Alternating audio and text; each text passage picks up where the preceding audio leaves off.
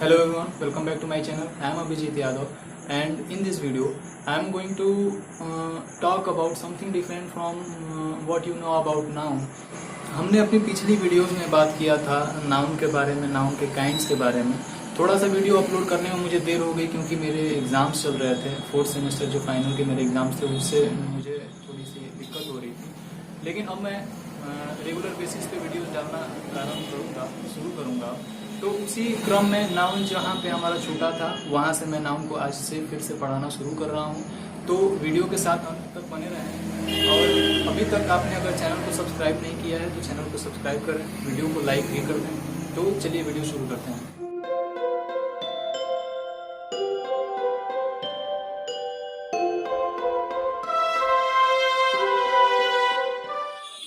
दोस्तों, जो आप नाउन की परिभाषा जानते हैं कि व्यक्ति, वस्तु और स्थान के नाम को संज्ञा कहते हैं, ठीक है, वो कोई दिक्कत नहीं है। लेकिन इसके अलावा मैंने ये बताया था कि नाउन वो सारी चीज़ें हैं जिसे आप छू सकें, महसूस कर सकें और देख सकें, ठीक है। क्योंकि अगर एब्स्ट्रैक्ट नाउन और मटेरियल नाउन का अगर बात करें हम, तो एब्स्ट्रैक्ट नाउन के लिए ही वो जो महसूस करने का शब्द जुड़ा है वो जुड़ा था, ठीक है। इसके अलावा भी नाउन के कुछ टर्म्स है जिनको आपको जानना बहुत ज़रूरी है। तो उस क्रम में अगर मैं आपको बोलूँ कि नाउन क्या है, तो नाउन को आप ऐसे समझें कि noun is the combination of 4 चीज़ों से नाउन मिलकर बनता है। अगर कोई नाउन है तो उनमें ये 4 चीज़ें होंगी कि noun is the combination of, और वो 4 चीज़ें क्या हैं? तो पहला होगा हमारा नंबर, पर्सन, तीसरा जेंडर एंड फोर्थ जो है हमारा केस, ठीक है। नंबर मतलब कि उसका वचन होगा, सिंगुलर है, प्लूरल है। पर्सन है यानी कि उसका पुरुष होगा, कौन सा पुरुष है।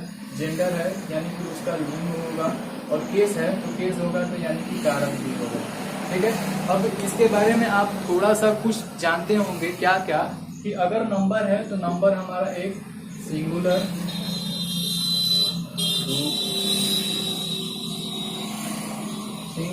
और ये हमारा प्लूरल, यानी कि ये हो जाएगा हमारा एक वचन और ये हो जाएगा हमारा बहुवचन। यानी कि नाउन्स हमारे सिंगुलर भी हो सकते हैं और प्लूरल भी हो सकते हैं। कैसे कि अगर एक इधर ये बॉय है हमारा, तो बॉय का बॉयज भी हो सकता है। लड़के हैं तो लड़कों का प्लूरल यानी कि लड़कों भी हो सकता है, ठीक है। उसके अलावा अगर पर्सन है तो पर्सन में हमारा फर्स्ट पर्सन, सेकंड पर्सन और थर्ड पर्सन जो आप जानते हैं वो आता है। जेंडर है तो masculine, feminine, neuter and common gender आता है इसमें। इसके बारे में थोड़ा सा मैं अभी डिटेल में बताऊंगा। सेम उसी के क्रम में अगर केस है हमारा, कारक है, तो कारक आप शायद जानते भी होंगे केस टेबल के अनुसार। केस टेबल अगर आप जान जाते हैं तो आप ये समझ के चलें कि आपको आधा ग्रामर आ चुका है। आधा इंग्लिश ग्रामर जो है आपका सीधा सीधा बेस्ड है केस टेबल पे, ठीक है। तो उस पर मैं सेपरेट वीडियो बना दूंगा अगर आप मुझे सजेस्ट करें कमेंट बॉक्स में, तो ठीक है। तो अगर मैं बोल रहा हूँ कि noun is the combination of, अगर इन चीज़ों का कॉम्बिनेशन है तो कैसे, मैं आपको दिखा रहा हूँ एग्जाम्पल के रूप में। कि अगर मैं एक सेंटेंस लिखूँ कि राम इज माई फ्रेंड, तो यहाँ पे आप देखोगे कि सब्जेक्ट क्या क्या है। ये सब्जेक्ट हो गया, ये वर्ब हो गया, ये ऑब्जेक्ट हो गया। नाउन क्या क्या है? तो मैंने बताया था कि अगर नाउन है तो भाई साहब वो सब्जेक्ट बनेगा, ऑब्जेक्ट बनेगा, ठीक है। ये सब्जेक्ट की जगह सीधे सीधे दिख रहा है कि नाउन है, नाम है। फ्रेंड में देख रहे हैं तो फ्रेंड भी हमारा ऑब्जेक्ट की जगह पे क्या है? नाउन है। और इस नाम से पहले ये आने वाला हमारा एडजेक्टिव है, और एडजेक्टिव कौन सा है? तो ये भी केस टेबल में आपका क्लियर हो जाएगा। कुछ कुछ ऐसे रूल्स हैं जो बहुत इंपॉर्टेंट ये होने वाला है हमारा, ठीक है। तो ये है हमारा। अब इसमें से अगर हम नाउन को ढूंढे तो नाउन ये है और फ्रेंड है हमारा नाउन, ठीक है। मैंने बोला कि इन चारों का ये कॉम्बिनेशन होगा। कॉम्बिनेशन होगा यानी कि अगर राम है तो राम नंबर जरूर होगा। नाम सिंगुलर है कि प्लूरल है? नाम है, नाम हमेशा सिंगुलर होता है, ठीक है। तो राम हमेशा सिंगुलर यानी कि नंबर मिल गया यानी कि सिंगुलर हो गया। अब इसके बाद से पर्सन कौन सा है? तो सीधी सीधी बात है कि हमारा I, we, you, he, she, it और दे के अलावा ये थर्ड पर्सन में किसी व्यक्ति का नाम है तो ये हो जाएगा हमारा पर्सन कौन सा? तो थर्ड।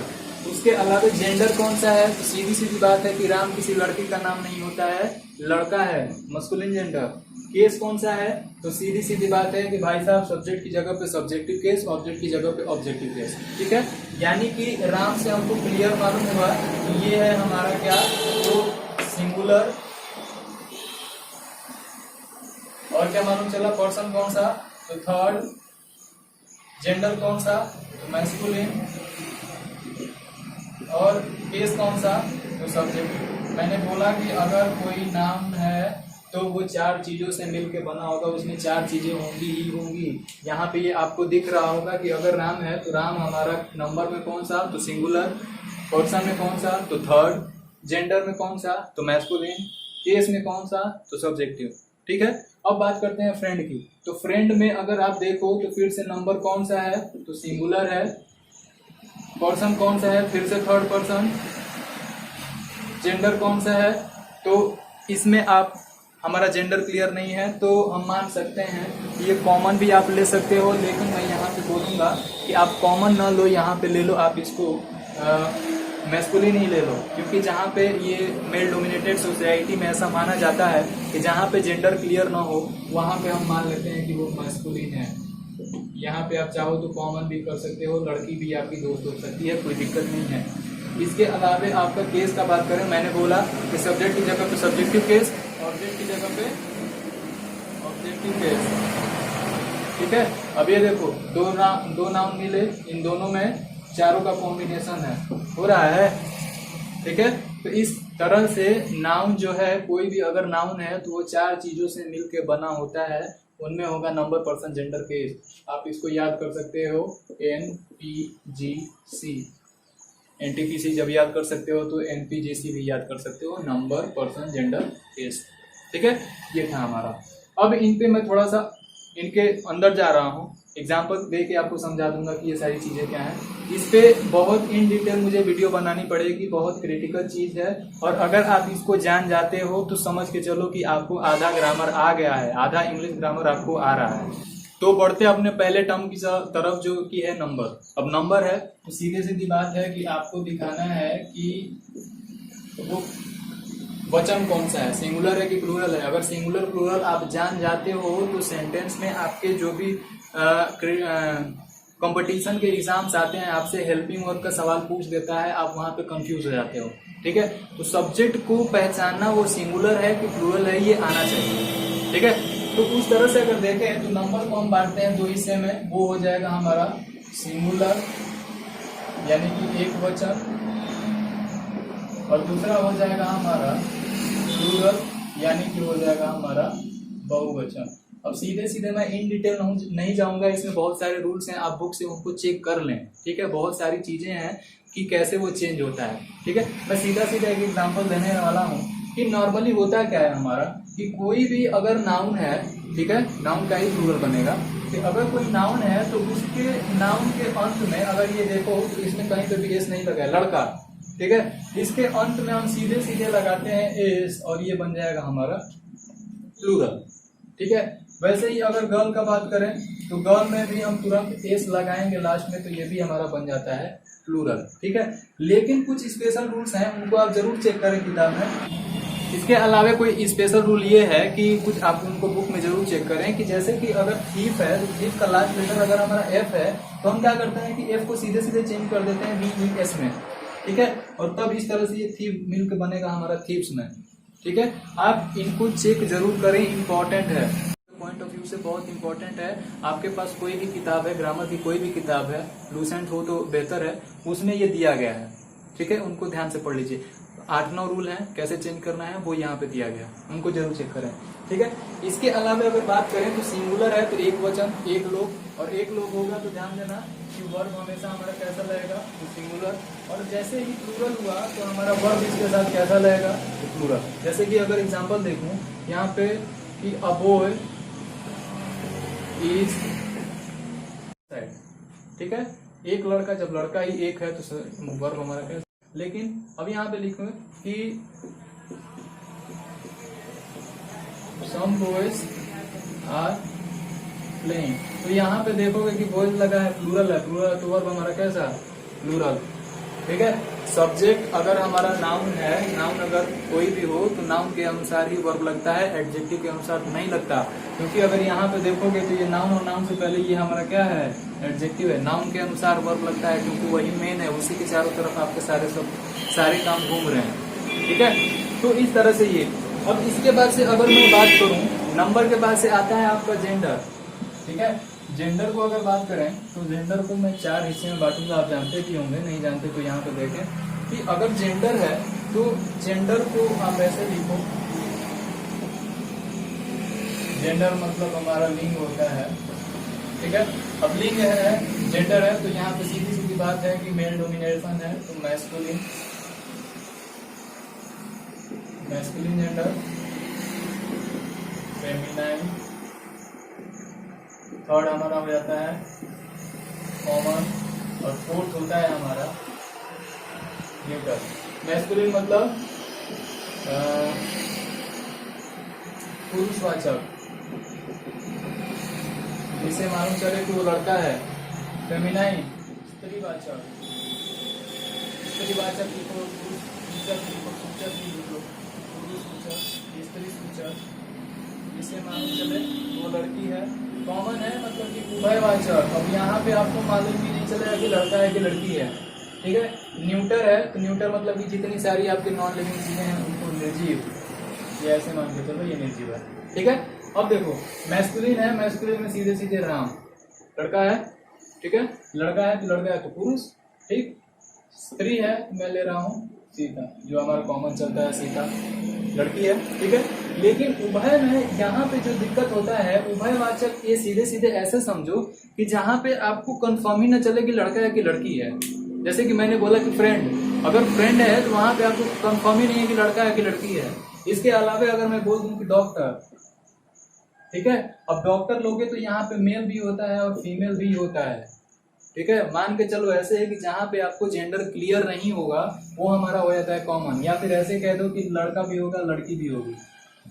ठीक है, ये हो जाता है हमारा कॉमन जेंडर। और न्यूट्रल जेंडर सीधे सीधे वो सारी चीजें जो आपकी निर्जीव है, नाम तो है लेकिन निर्जीव है। ठीक है, निर्जीव है, जैसे कि अगर मैं कोई बोल दूं मैट ले लो, बैट ले लो, ये सारी की सारी चीजें हमारी जो निर्जीव है, जेंडर इनसे क्लियर नहीं होता, वो सीधे सीधे कैटेगरी में डाल दिया जाता है न्यूट्रल जेंडर के। ठीक है, लड़का है तो मैस्कुलिन, लड़की है तो फेमिनाइन, कॉमन है यानी कि जहाँ पे जेंडर क्लियर ना हो कि लड़का है कि लड़की है, लेकिन सजीव हो। ध्यान रहे कि इसमें ये सजीव हो और कॉमन हो। ठीक है, सजीव हो और कोई नाउन हो, जहाँ पे जेंडर क्लियर ना हो कॉमन हो जाएगा। लेकिन जैसे ही जहाँ पे जेंडर क्लियर ना हो वहां पे और निर्जीव हो, वो हो जाता है हमारा न्यूट्रल जेंडर।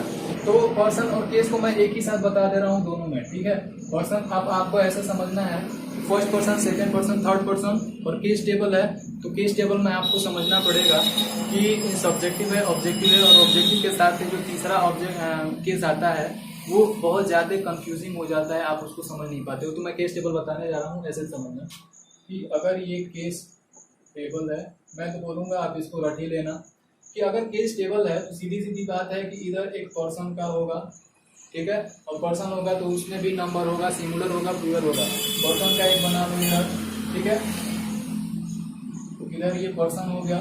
ये हमारा पहला जो केस आता है ये सब्जेक्टिव केस होता है। अब इसके बाद से आता है हमारा ऑब्जेक्टिव केस, जो कि नॉर्मली जानते हो। ऑब्जेक्टिव केस के बाद से तीसरा जो सबसे इम्पोर्टेंट है पोजेसिव केस, और इस पोजेसिव केस को हम दो हिस्से में बांटते हैं, पोजेसिव एडजेक्टिव और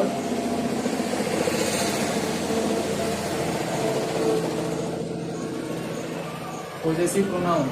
ये ध्यान रखना, पोजेसिव केस को दो हिस्से में बांटते हैं, एडजेक्टिव में और प्रोनाउन में। ठीक है, अब यहाँ पे हम इसको कैटेगराइज करते हैं। पर्सन है, पर्सन अगर हम फर्स्ट पर्सन, 3 पर्सन होते हैं, फर्स्ट पर्सन है तो फर्स्ट पर्सन में एक हमारा होगा सिंगुलर और एक होगा हमारा प्लूरल। सिंगुलर जो होता है आई होगा, सब्जेक्टिव केस, ऑब्जेक्टिव केस होता है मी, पोजेसिव एडजेक्टिव होता है माई, और प्रोनाउन होता है माइन। इनके बारे में मैं बताऊंगा अभी। प्लूरल जो होता है आई का बी हो जाता है, इसका ऑब्जेक्टिव केस अस हो जाता है, पोजेसिव प्रोनाउन एडजेक्टिव आवर हो जाता है, और प्रोनाउन आवर्स हो जाता है। सेकेंड पर्सन देखें तो सेकेंड पर्सन में सिंगुलर और प्लूरल दोनों एक ही होता है, और वो होता है हमारा objective case you, adjective your और प्रोनाउन हमारा योर्स। ठीक है। थर्ड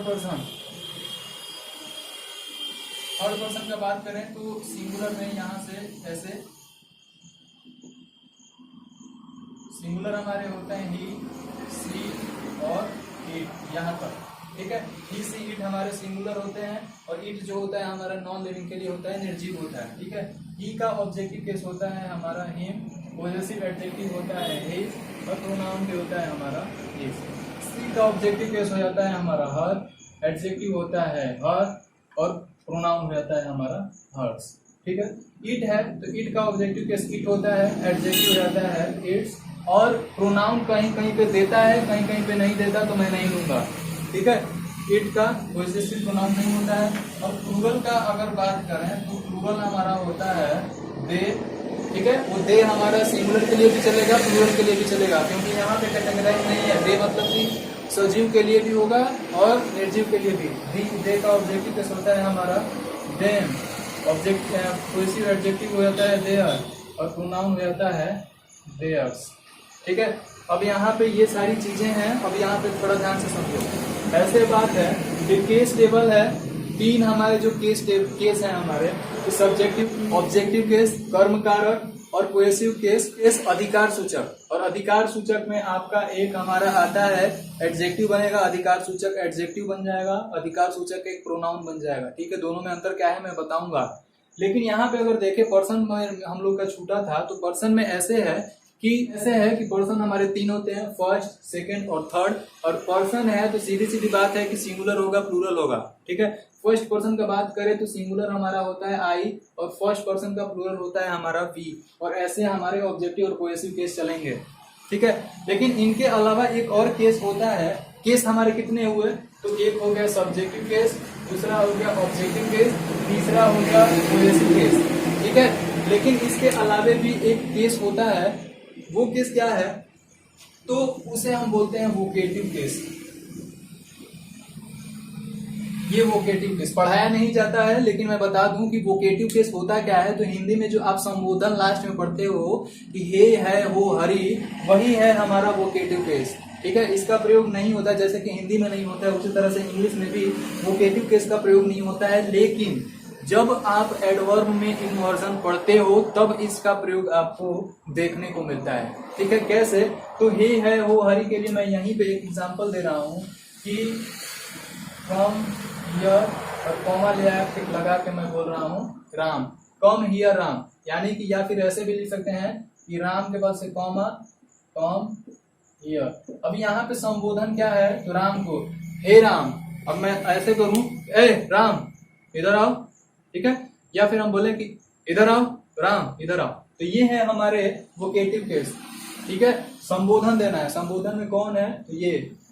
ठीक है। देखिए, और ऐसे भी आप समझ सकते हो कि अगर हमारा थर्ड पर्सन था तो वर्ब तो हमारा सिंगुलर लगना था, लेकिन यहाँ पे ये हमारा वर्ब का पहला फॉर्म है, यहाँ पे भी वर्ब का पहला फॉर्म है, क्योंकि ये वोकेटिव केस है। और वोकेटिव केस में इंपरेटिव सेंटेंस के साथ से हमको दिखाना पड़ता है। इंपरेटिव सेंटेंस तो यू लेता है, लेकिन वोकेटिव केस वही कहता है कि आप किसको दिखा रहे हो, किसको आदेश दे रहे हो, और जिसको आदेश देंगे उस सब्जेक्ट को हमको लिखना पड़ता है, वही ये है। ठीक है। यहाँ पे देखो, कहीं पे भी देखो, ये वोकेटिव केस है। ठीक है। हे राम इधर आओ, राम इधर आओ, ऐसे। ठीक है। तो ये था हमारा वोकेटिव केस। अब बात आती है कि